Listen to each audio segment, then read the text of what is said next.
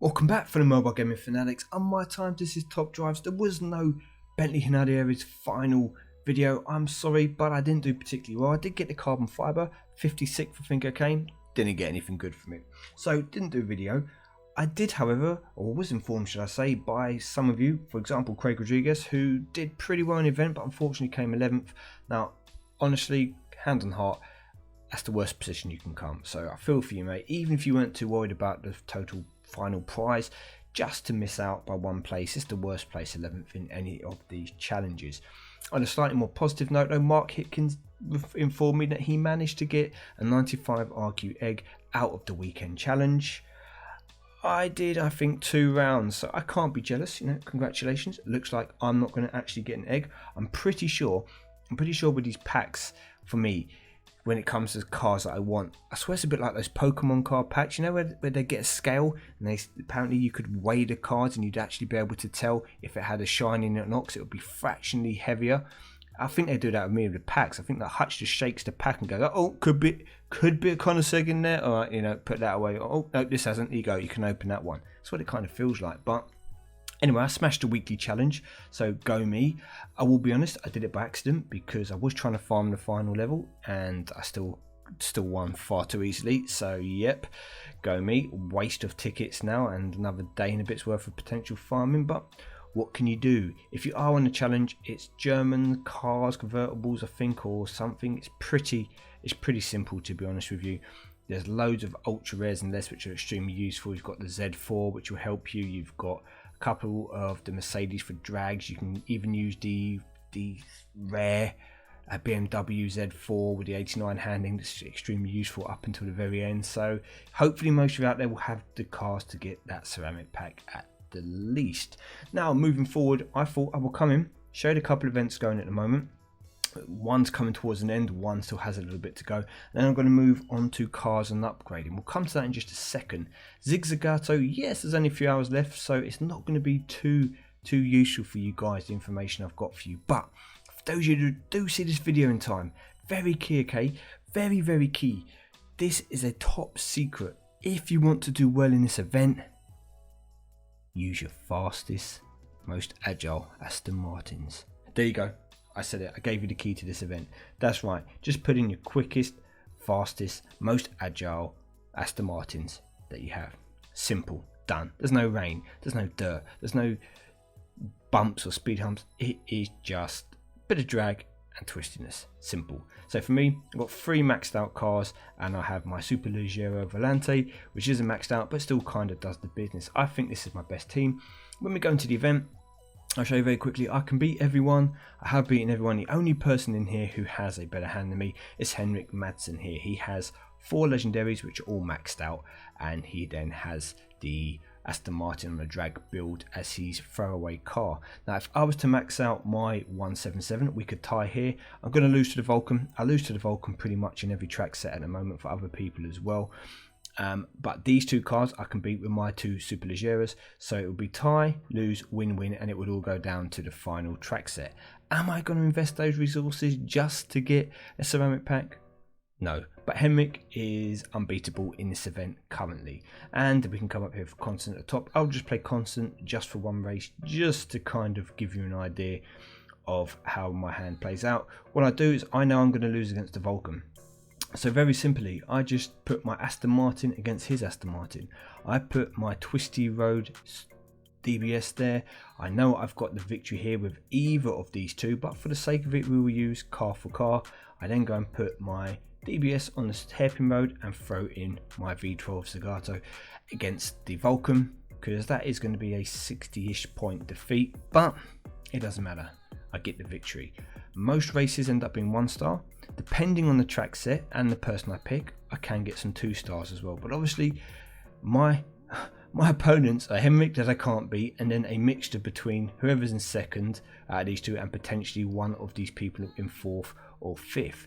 So I can't farm it and get 3 stars, but I can leave myself in a position to remain in the top 2, hopefully. Now Henrik can 100% take that 2nd spot or 1st spot if he plays his matches.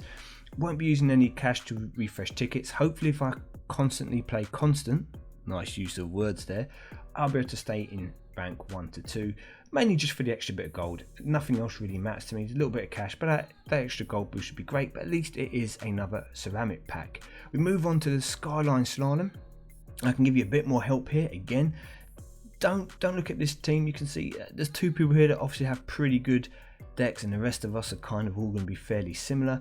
The key to this is the Street Racer tag, 1.5 bonus on Street Racer cars. So for me, I have tried to utilize that by bringing in 2 Street Racer cars. I will let you know, I was using this Nissan Skyline before, but I actually found the Silvia to be more useful in general. Though it doesn't give me the bonus points, I did find it slightly more useful, and I will show you why when we come to placing one. I've got my GT1, which I do appreciate a lot of you won't have, and if you do, you may not have put any upgrades into it, because I've had this car for a long time. I have put an upgrade into it. It's an old car now. It doesn't see anywhere near the plays it used to do, for example, a year ago. Too many new updates, too many new cars which people are investing in. So you will come against a lot of people that have this stock, so even having one upgrade into it actually helps you, and it helps me in this event. And I'm saving my RQ by throwing in a Datsun, which isn't maxed out, so if you had a maxed out Datsun, it would be even better. But let me just show you. The idea here is to utilize your 1.5 times points cars, so your street racers. So with that in mind, I would be throwing away on a couple of tracks, hoping to make the most out of these two. Now the Canyon Tour here, the Silvia would be my Skyline GTR, which is why I did not bring it, instead I bought this. Now I know that I can get the victory here. I've got a runway dragon slalom, which I'm going to take because of the drag bit at the end, so that's a victory. I then want to win the L-shaped drag, would be pretty useful. So what I'm going to do is I'm going to throw my G-Force test car here to get the bonuses. I also want to pray that I can get the bonus here. I don't know if I actually can, to be honest with you. I don't know if I can. So we're going to take a risk. I haven't played this person before, and I will throw the Datsun over here. So I know that the Datsun is going to lose. Obviously, if it was maxed out, it would help a lot. This is 142, I think, on this track as it currently is. Yep. But my aim here is to... Okay, I lost. I'm not the best person to come against. Yeah, my aim here is to try and win on these two tracks. I'll do this one again to just show another person.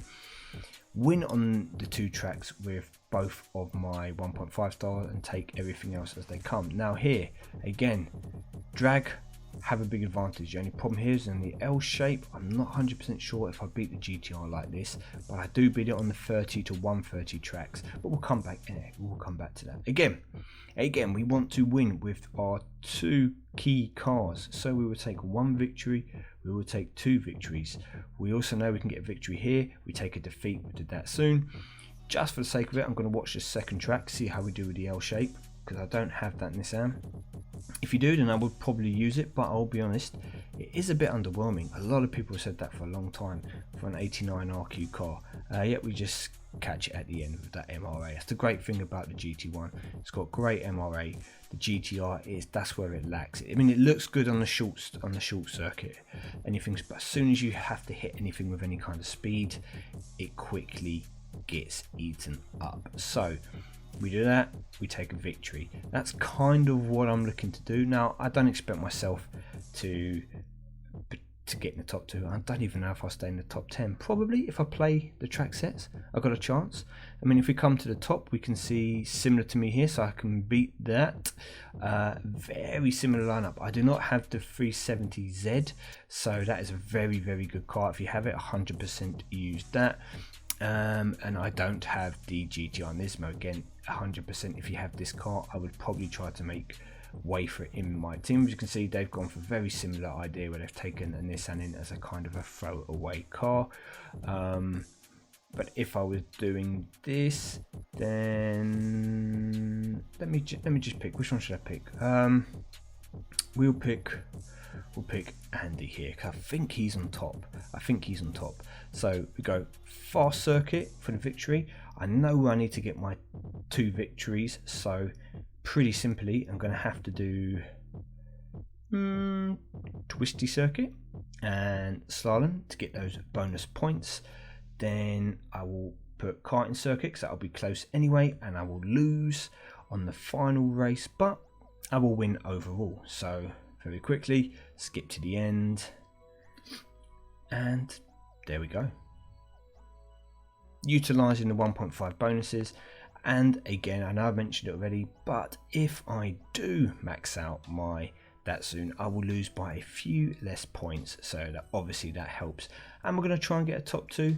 No, not really. I mean, I can probably beat both of these people if they don't work on their hands anymore, but then again, they can also maneuver their hand around and beat me in return. So that's where we're at. Now let's come and have a look at our garage and our cars. We can see here that we have a couple of events coming up, Volvo and a Lotus event. So one tactic you can start to do to prepare for future events is to come and predict what kind of cars are potentially going to be used coming up if the event is a big event. Now I wouldn't necessarily suggest upgrading all your Lotuses and your Volvos for these 2 events, because I'm imagining the prizes aren't going to be particularly rewarding, but you get the idea. You come, you see what you've got, you see what you started working on, and you can start to finish things off. So for example, I might say, I'm going to finish off my XC Skura because I've already done a bit of work into it. I've got the cars, let me finish this off. It'll be pretty useful hopefully in that event. Give me a couple of maxed out epic Lotuses. I've got legendaries if I need to, you know, scroll down. I've almost finished my X-Siege 1, let me just finish that off, so that's 100% ready. And then you might do the same with your Volvo and decide, yep, you know, I want to do the 850, let's work on that. I've got my XC90s done. Oh look, you know, I did start on the S90. Am I going to do that on the S60? Which one of these do I want to work on? You know what, I'm not going to work on that, let me finish this one off. And you can kind of prepare yourself. And the reason why I mention that, because otherwise you end up in a situation kind of like where I'm at, and I'm pretty sure literally everyone has either been here or is here. It's pretty much unavoidable, especially when you're new to the game. I pulled a car like the Caterham Superlight, okay, and this car is arguably the best epic in the game. Now comparatively for slaloms etc, this probably is the best epic in the game. It is a great car. Now my issue here is I've had this car for over a year and I've only used it 77 times. Why? I've only recently actually done the upgrades into it. Because I don't have this car upgrading, because I was working on other things, I just left it, I don't use it. So when an event happens and I'm using a car that I want for slalom or something, for example, I would use the KTM Crossbow. Why? Because it was maxed out. More like, go further back, I'd use the Furai. Why? Because I got the Furai before this, I maxed it out, and it does the handling and stuff. A maxed out Furai was a lot better than the stock Caterham. So why was I going to go and invest 15 ultra rares into that Caterham and have to wait for it to fuse, etc, etc, and then by the time it's maxed out the event's over, when I can just put my Furai in and do the job now. So as a result, you always look for different cars. Again, if it was a British event, I would just come and use my Lotus. I would just use the Lotus 211 supercharged. Done. It was already maxed out. I put this car in and it would do the trick. Does it do it better than the Superlight? No, not in certain track sets, but it was maxed out, so it was my go-to car. Same thing kind of happened here. I can pick the Evo. This car has been used a lot more because it's maxed out for medium ground clearance, 4-wheel drive, not because it's the best car in the game. Because I've already got it maxed out when I was using it in my Japanese events, I just use it a lot more. I just go to it. I go to it over other cars. So for example, I won't go and pick my Audi RS7 Sportsback because it's not maxed out. Now maybe it will be better in a drag than the Evo, but I'd pick the Evo because it's fully built. Not having this Audi built means that it stays in my garage, and you end up with lots of good cars in your garage that you don't use just because they haven't been maxed out. So do your best. If you know a car is great, even if you've got another project that you're working on, unless that project is another great car, make sure you get these done so they are ready. Once they're maxed out, you will start to use them. I mean, for example, I have an abundance here of super rares. If I've got 94 unlocked super rares that I'm not worried about, I should be going and I should be coming into my, let's do it this way. I should be coming into my ultra rares. I should be looking at the ones that I want to upgrade that I haven't yet worked on or finished. And I should be coming and saying, oh, you know, Chevrolet Colorado, yeah, I was so hyped to get 2 of you. You know, why have I not built you yet? Why are you not ready? I've had plenty of opportunities to use you, but I haven't. Why haven't I used you? Well, because I've had other cars that are maxed out. So as a result, I don't use you. I come here, 67 days, not used. I was so happy to get a second one of these Colorados, but instead I just go and use the Ford Edge Sport, or I go and pick out the GMC Sierra All-Terrain because it's maxed out. And as a result, these cars just stay in your garage, and it does hinder you in the long term because you're not making the most of your potential resources. And by that I mean your good cars, your specialist cars, your quality cars, and instead you end up focusing on other cars. An example, this Dodge Challenger here, just because I got 2 of these maxed out, I've been using them. You'll see here, this one, 68 days, 151 races. This one, 66 days, 196 races. Just because I've got them maxed out, I go to them. If I had an event running and I didn't have these NSXs, for example, I mean, I can actually reset my filters and show you. Imagine I didn't have those NSXs maxed out and I just had the stock one. Well, if an event comes and I'm using a bit of a drag or a bit of a hairpin, I'm going to go straight away and just put in that Dodge because it's maxed out, you know. By the time I've maxed out this NSX, I think, you know, the Dodge is ready. It's better than this at the moment. Let's just put the Dodge in. And as a result, the NSX just sits there in my garage and doesn't get utilised. Even though the car is a very good car, and if the car was maxed out, I would definitely be using it in certain track sets like hairpins, like G-forces, etc.